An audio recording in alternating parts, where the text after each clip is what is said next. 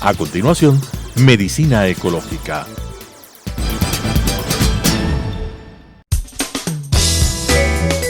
Clasificación A. Apto para todo público.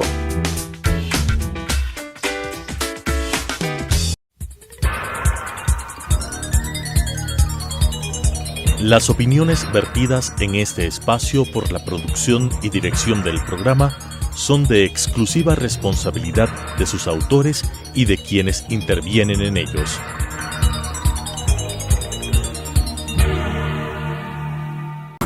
Telesucesos Canal 29 UHF presenta Medicina Ecológica, un nuevo enfoque de la salud pública diseñado especialmente para mejorar la salud de todos los habitantes en armonía con la naturaleza.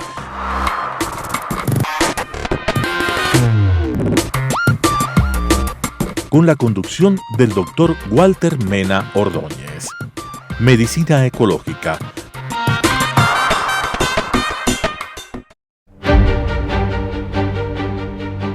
Hidalgo e Hidalgo. Ingeniería, construcción, mantenimiento y administración de infraestructura con excelencia, oportunidad y responsabilidad social, con elevados estándares de calidad, la preservación del medio ambiente, seguridad y la salud ocupacional, lo que nos ha permitido ser reconocidos como una empresa constructora líder en el mercado nacional e internacional, con excelencia en su modelo de gestión y procesos de innovación, mejorando la calidad de vida de sus trabajadores y generando bienestar a la sociedad. Hidalgo e Hidalgo, construyendo contigo el Ecuador desde hace más de medio siglo. Medicina Ecológica. Amigos televidentes, es una enorme satisfacción continuar con nuestro programa Medicina Ecológica hacia un nuevo enfoque de la salud pública. Es grato para nosotros en esta oportunidad tener como entrevistado a nuestro amigo el doctor Miguel Pasquel. Es un profesional muy reconocido en nuestro país, especializado en Suiza, en la materia, en la especialidad de diabetología y luego endocrinología, de tal manera que tenemos con nosotros la suerte de contar con un profesional de altos quilates a efectos de conversar acerca de un problema que atañe a toda la sociedad ecuatoriana, a toda la sociedad mundial. Se trata de la diabetes de primer grado, de segundo grado. Pero nosotros vamos a hacer énfasis, nos vamos a referir básicamente a la diabetes de segundo grado, es decir, la diabetes del adulto. Mi estimado Miguel, bienvenido a nuestro programa, gracias por aceptar nuestra invitación y comencemos por un aspecto de carácter general que creo que el público lo va a valorar mucho y que es lo relativo a la diabetes y la epidemiología. Entendida la epidemiología como la producción y distribución de la enfermedad en nuestro país y en el mundo. Bienvenido. Muchas gracias, Walter, por la invitación. Un punto que creo que es importante entonces conversar aquí es que ha habido un cambio muchas veces de los sinónimos de los nombres en la diabetes y en el último tiempo hablamos de diabetes tipo 1 y de diabetes tipo 2. Y dentro de estos, a la diabetes tipo 1 se le ha categorizado a la diabetes que se presenta preferentemente en la población infantil, infanto-juvenil, pero no exclusiva. Por eso se quitó el término de diabetes del niño. Como igual a la diabetes tipo 2 se le eliminó el término de diabetes del adulto porque no es exclusiva de los adultos, ya que la gran pandemia de obesidad infantil está trayendo la diabetes tipo 2 temprano en los niños. Esto es importantísimo porque sí, por eso cambiaron los términos. Entonces se habla tipo 1 cuando es una patología que es de tipo más autoinmuno, es el cuerpo que trata de defenderse ante organismos externos, como el caso del virus del COVID, por ejemplo. Ya. En el tipo de diabetes tipo 1 es un virus aparentemente el que se mete en el páncreas y destruye la fábrica de producción de insulina. Ya. Y el cuerpo, por tratar de defenderse, termina autodestruyendo la fábrica. Es por eso que en esta diabetes, desde su inicio, el tratamiento exclusivo es recuperar la producción de insulina y por tanto los niños tienen que inyectarse insulina desde el primer momento de su vida. En cambio, en la 2. En cambio, en la 2 no existe esta afectación. La 2 es, en cambio, una alteración metabólica crónica. En la gran mayoría de casos, secundaria a la obesidad. Tal es así que incluso ahora se está hablando de la diabesidad, de esta simbiosis, de este acompañamiento entre la obesidad y la diabetes. ¿Qué es lo que pasa en cambio en la diabetes 2? En la diabetes 2, en la mayoría de los casos, son individuos que se hacen obesos. Y la obesidad per se no es simplemente el incremento de peso, sino que es una enfermedad inflamatoria crónica que produce un sinnúmero de sustancias tóxicas que van a afectar diferentes órganos y en este caso impide el trabajo de la insulina. ¿Qué es la insulina? Es una hormona que sale del páncreas para distribuir la glucosa a las células. Entonces, ¿qué hace? La obesidad, al mandar estas sustancias tóxicas que se llaman citoquinas, es lo mismo que sucede con las citoquinas, con estas sustancias tóxicas del COVID. Ahora se ha entendido mucho más esto. Mi estimado Miguel, después vamos a retomar estos aspectos que resultan fundamentales para entender la diabetes. Ahora, por favor, tú estás en condiciones realmente de explicar al público la producción y la distribución de esta enfermedad, para darnos cuenta de lo tremendamente importante. Entonces, ¿por qué el antecedente de esto? ¿Por qué? Porque si van cogidos la obesidad y la diabetes de la mano, la diabetes se va a expandir tanto en cuanto se expanda la obesidad. Correcto. Y la obesidad es la pandemia, con relación directa. Entonces, como la pandemia de obesidad es tan tremenda, la diabetes va cogida de la mano de la obesidad. ¿Por qué? Porque es la etapa terminal del fracaso del organismo intentando defenderse de la obesidad. Hasta que fracasa, por eso yo le llamo a la diabetes la enfermedad de los fracasos. No es la diabetes tipo 2, que es la del adulto, no es una enfermedad que se viene de un día a otro. Es una enfermedad que se produce progresiva y paulatinamente y silenciosamente durante 5, 8, 10 años, mientras estamos gorditos. Porque el cuerpo, por intentar defenderse de la gordura, empieza a sobrecargar de trabajo al páncreas. Y el páncreas, que es el que está encargado de mandar los taxis que distribuían la glucosa, se sobresatura por el tanto trabajo de 5, 8, 10 años. Hasta que un rato se cabrea el páncreas y ya no da basto. Y deja de funcionar. Se declara en paro. Hecho. ¿Cuál es la tasa mundial promedio, ¿no es cierto?, de diabetes 2, tipo 2? En términos generales varían diferentes a las poblaciones. Siempre se creía que la enfermedad de la diabetes es una enfermedad de los opulentos, de los ricos, de los bonachones, de los que tienen derecho o acceso a atragantarse o algo así. Y se ha cambiado totalmente. Así dijo la ilustrada señora Kirchner. Eso justo. Eso justo. Y bueno, entonces, ¿por qué eso ahí? Por favor. Justo ahí, porque ese es el contexto en el que se la vendió. No podemos hacernos cargo de la ignorancia de la gente, ¿no? Pero el problema ahorita, lo grave es que la pandemia de la diabetes está asolando a las comunidades de estratos bajos. ¿Por qué? Porque la obesidad se ha incrementado. La obesidad no es un problema de opulencia, la obesidad es un problema de pobreza. ¿Por qué? Porque es nuestras poblaciones que no acceden a una alimentación saludable, nuestras poblaciones que no acceden a tener espacios de recreación, nuestras poblaciones que no acceden a tener un derecho a una salud mental saludable. Entonces, todo este conjunto de cosas obliga a que el organismo estalle. Estalle en obesidad, estalle en sobrepeso, estalle en sedentarismo. Vamos a volver sobre esto, ¿no es cierto? Ahora, hagamos un repaso sobre lo que ocurre en el país. Eso, justo llegó para allá. Entonces, si vamos a esto, ¿qué ha pasado en el país? Las tasas de prevalencia de diabetes nacionales no se las conoce específicamente. Hay un estudio importante que es el estudio en Salud, que hizo hace unos años un punto de cortes en salud. El problema es que al hacer su último análisis no dio el análisis global, pero en contexto se conceptúa que el 7% a 8% de la población adulta tiene diabetes. Quiere decir 8 de cada 100 individuos tiene diabetes. Pero lo grave de esto es que por cada 8 diagnosticados existen 8 escondidos. Entonces, ¿qué existe? Un subregistro de diagnóstico El 50%. el 50%. Y lo más grave de esto es que existe un hueco entre lo que es un individuo sano, normal, el diabético, y este hueco se lo ha llamado como prediabetes, que es un hueco en el que ya la glucosa no se mantiene en valores normales y ya está en viaje o en curso a un aparecimiento de diabetes. Y esto es lo más grave, porque a este hueco no se le da mayor importancia.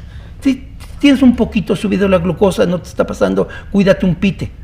Es que el cuídate un pite en este grupo es grave, porque este grupo que está en viaje a una diabetes franca ya tiene trastornos deleterios en sus órganos. Con todas las complicaciones que ya empiezan las complicaciones ahí.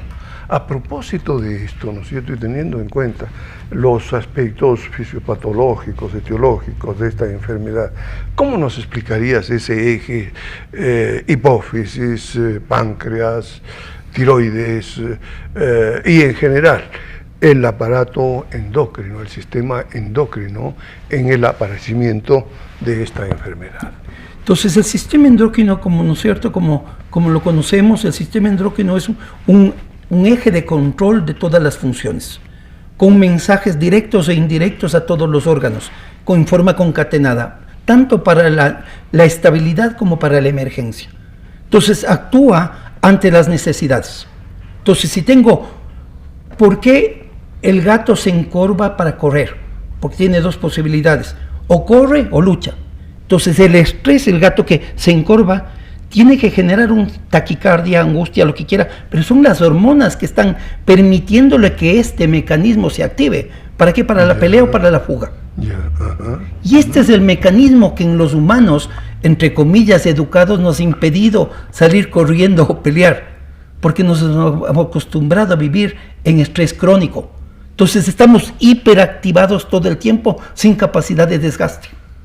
Y esta hiperactivación de un sinnúmero de hormonas hace que nuestro sistema de energía esté alterado o no. Entonces el cortisol se dispara ante la emergencia, pero nunca regresa a su normalidad, porque estamos hiperactivados totalmente, en forma crónica. Y entonces esto está haciendo que el organismo produzca mucho más energía de la que requiera y se desgaste mucho más rápido de lo que requiera. Entonces se concatenan las hormonas dentro de estos mecanismos, principalmente a través de estrés. ¿Tenemos que aprender de los gatos? De hecho, a correr o a pelear. Me parece que es una buena solución. En todo caso, a evitar el estrés. Seguro. A evitar el estrés, por eso que es el que desencadena la actividad hormonal. Seguro, es por eso que mucha gente te comenta y te dice, ¿sabes qué? Es que yo tengo una diabetes emotiva. No existen las diabetes no emotivas, pero las emociones dispararon la diabetes en forma final. O sea, hizo el que aparezca, ¿no es cierto? Murió un papito, murió el abuelito, murió la cosa, estuvo en estrés en el trabajo y me apareció la diabetes. Claro, pero es en un individuo que ya venía picado. Claro. Entonces fue el último puntillazo para el aparecimiento. Ahora, entremos a un campo que tú indudablemente dominas desde el punto de vista teórico y también por tu vasta experiencia en esto, ¿no? La clínica y el tratamiento de la diabetes. Entonces, como veíamos, si esto está pasando durante 5, 8, 10 años, durante una primera parte de su desarrollo de esta diabetes tipo 2, no va a haber ninguna sintomatología. El gordito bonachón que hace su vida normal. Se va al laboratorio, se hace un valor de glucosa y su glucosa está dentro de valores normales que en ayunas debe estar, siempre bajo de 100, entre 70 y 100, siempre. 101 ya es patológico. Eso es importante. Porque a veces en los laboratorios nos ponen como normal hasta 110. No, lo normal máximo es 100 de glucosa en ayunas. Entonces se hace el gordito bonachón que se va a hacer sus resultados y se encuentra con su glucosa en 80 y esto es normal y está encantado. Pero ¿qué pasa por dentro? Su maquinaria de producción de insulina está hiperactivada, que hace que se perpetúe esa obesidad, pero como nunca medimos insulina y nunca medimos la glucosa después de comer, que es la que primero se dispara, llegamos tarde al diagnóstico. Porque para cuando empiezan los síntomas, este individuo viene ya con disparos de glucosa de por lo menos 3, 4, 5, 8, 10 meses. Nunca se presentó. ¿Qué empieza? Lo típica característica de las diabetes, decimos, ¿no es cierto? Poliuria, tiene mucha orinadera. No sé, dice polifagia, me muero del hambre y a pesar de eso estoy perdiendo peso. Y Poli dice, tengo mucha sed.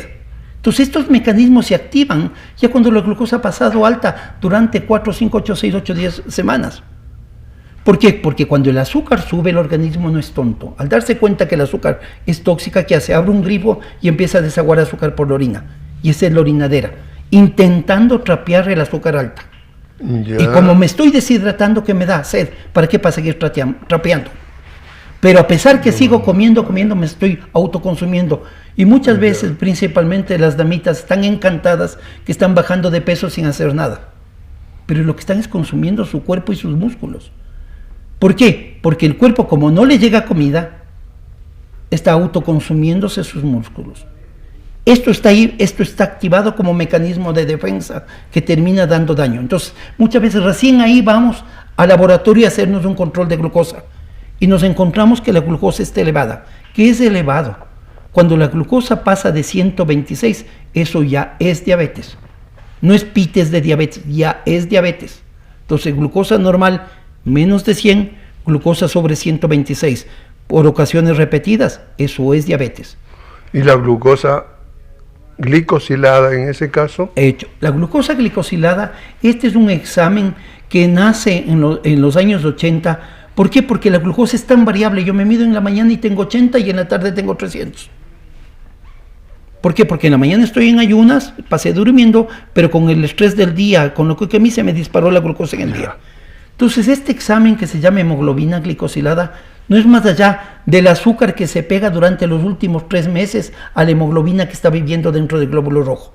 Entonces, es el parámetro más importante que tenemos para el diagnóstico de la diabetes y ver la calidad de control de diabetes, porque este suma todos los puntos de sub y baja de azúcar de los últimos 3 meses. ¿Y eso no significa la muerte de los eritrocitos también? No. El eritrocito siempre está muriendo. El Ya, eritrocito en forma siempre, normal. En forma normal siempre viene y Ya. va, viene y va, viene y va. Dura viene y va. 3 meses aproximadamente. Hecho. Esto simplemente es que durante la vida del eritrocito, por eso como el eritrocito vive como 3 meses, nos permite valorar el panorama del azúcar de ese periodo, de la vida del eritrocito. La hemoglobina glicosilada. Ese es vital, todo diabético debería hacerse este examen mínimo de los mínimos cada 3 o 4 meses. Es decir, mínimo de los mínimos 2 veces al año. Establezcamos, ¿cuál es el momento en que la persona debería visitar al médico para que le diga, señor, usted puede tener problemas de diabetes y cuídese y comience, qué sé yo, hábitos saludables, algún tratamiento? Ya. ¿Cuándo el médico, ¿no es cierto?, establece a través del laboratorio que la persona necesita ser medicada? Ya. Entonces, primera condición, la diabetes, como decíamos hace un rato, ha ido bajando en edad. Antes esperábamos que llegue a los 45 años para preocuparnos qué va a pasar con nuestra vejez. En la diabetes se acabó ese cuento. Ahora, todo individuo adulto sobre los 35 años debe empezar a pensar que puede tener o no diabetes. Primera indicación. Sobre los 35 años tengo que empezar a chequearme si tengo unos riesgos. Correcto. Segundo, ¿quiénes son los que más riesgos tienen? Los hijos de familiares, padre, madre, abuelos diabéticos. ¿Por qué? Porque hay una carga genética. La carga la llevamos en la mochila, pero el empujón que aparezca la diabetes es el sobrepeso. Es por eso que en familias de diabéticos los niños, los nietos no deben tener sobrepeso nunca, porque el sobrepeso va a ser el detonante de aparecimiento de una diabetes igual que sus abuelos o sus padres. Quiere decir, entonces es una enfermedad que puede prevenirse y debe prevenirse. Entonces, quiere decir, sobre los 35 años pensar que puedo tener riesgos. ¿Quiénes son los que más tienen riesgos? La gente que tiene sobrepeso y obesidad. 35 años, sobrepeso y obesidad. Tengo que hacerme exámenes para chequear si tengo o no diabetes. Y lo que más nos friega después, el apellido de que somos hispanos o latinos, el factor racial.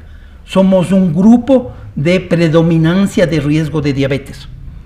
Y eso es importante, porque en los Estados Unidos quienes llenan las estadísticas de diabéticos son los hispanos, son nuestros migrantes, nuestros compañeros que fueron a los Estados Unidos, cambiaron su patrón de alimentación, empezaron a su trabajo, perdieron la capacidad de hacer actividad, sedentarismo, estrés, obesidad. Esos son los que están llenando las estadísticas. Y toman un galón de Coca-Cola diario. Claro, con el tiempo que tienen, con sus accesos que tienen. Esto de la influencia genética, es decir, hay una predisposición. Si hay el abuelo, el padre que ha tenido... Tú llevas en la mochila esa genética. Y claro, la enfermedad puede complicarse, ¿no es cierto? O puede controlarse si se la detecta a tiempo. ¿Seguro? Hablemos ahora de un punto sin duda crucial en esto, ¿no? Tarde o temprano, la persona que sufre diabetes tiene que utilizar medicamentos. Es la metformina, qué sé yo, 1000 medicamentos seguramente. Pero, ¿cuál es el tratamiento más adecuado, más conveniente, ¿no es cierto? Entonces, el tratamiento más adecuado primero es tener un diagnóstico correcto. Ya. ¿No es cierto? Primero, tengo mi diagnóstico, ¿soy o no soy diabético? No es que tengo pites de diabetes. O sea, o estoy normal, ya soy diabético, o estoy en viaje. Estoy en viaje es lo que se llama ahorita prediabetes o disglicemia. Este individuo todavía tiene el chance de prevenir o retardar el aparecimiento de la diabetes. ¿Por qué? Porque el curso ya viene. Lo que quizás estoy yo es quizás que no me aparezca temprano, porque esto es otra cosa interesante. Los datos últimos demuestran que cuando la diabetes se debuta temprano en edad, es más jodida, porque da las complicaciones el doble que si aparece en el abuelito a los 75 u 80 años. O sea, la gente joven es la que tiene más riesgo a largo plazo de tener lesiones cardiovasculares, infarto, lo que quiera. ¿Qué es lo que creíamos que el abuelito, el grave? No, mentira. Es el joven. Es el joven. Es la duración del tiempo de duración de diabetes y la calidad de duración de diabetes la que le va a dar riesgos. Y esto es importante que la gente conozca. Claro. La diabetes per se no da lesiones. Es el azúcar alta del diabético mal controlado la que da lesiones. Es que yo vi que mi amiguito, mi primito, le están amputando las piernas, se ha afectado los ojos, sí, pero él ha tenido una diabetes mal controlada durante 3, 4, 5, 8, 10 años. Nunca las lesiones aparecen de un día a otro.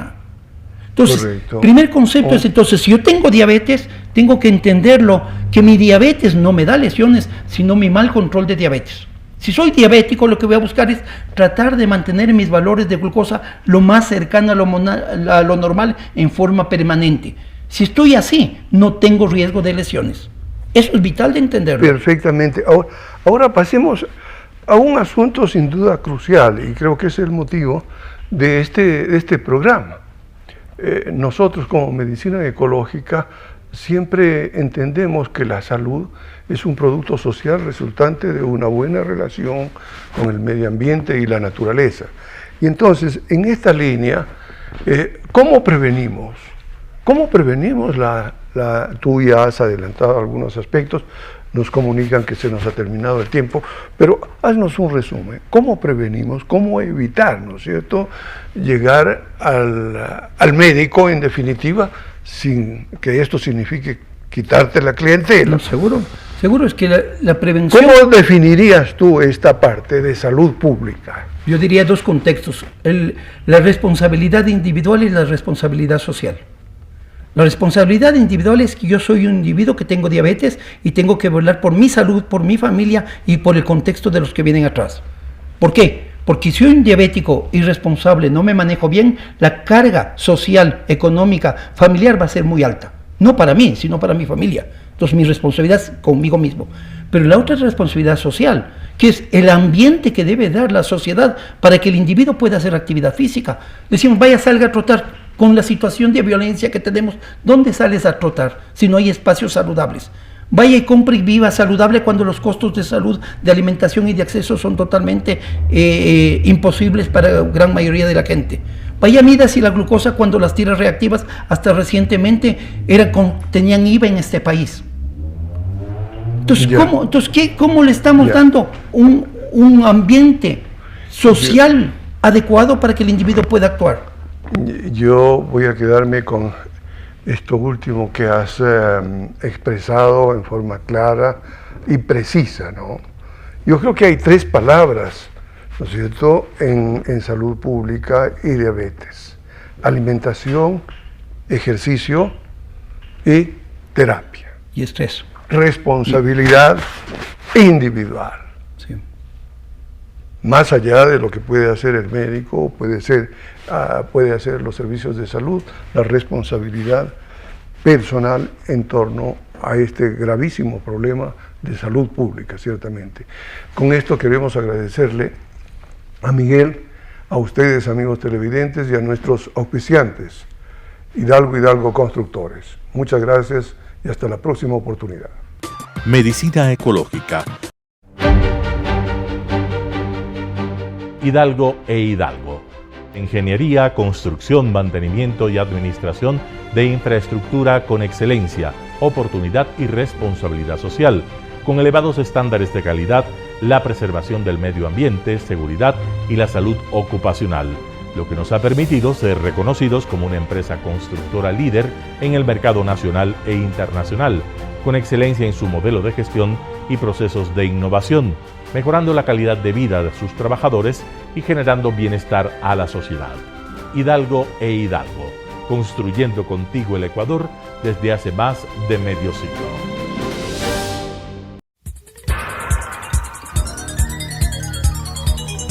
Las opiniones vertidas en este espacio por la producción y dirección del programa son de exclusiva responsabilidad de sus autores y de quienes intervienen en ellos.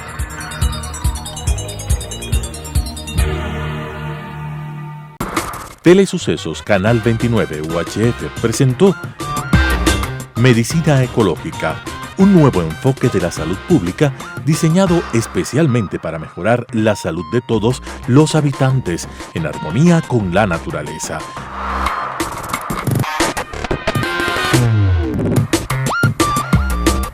Con la conducción del Dr. Walter Mena Ordóñez.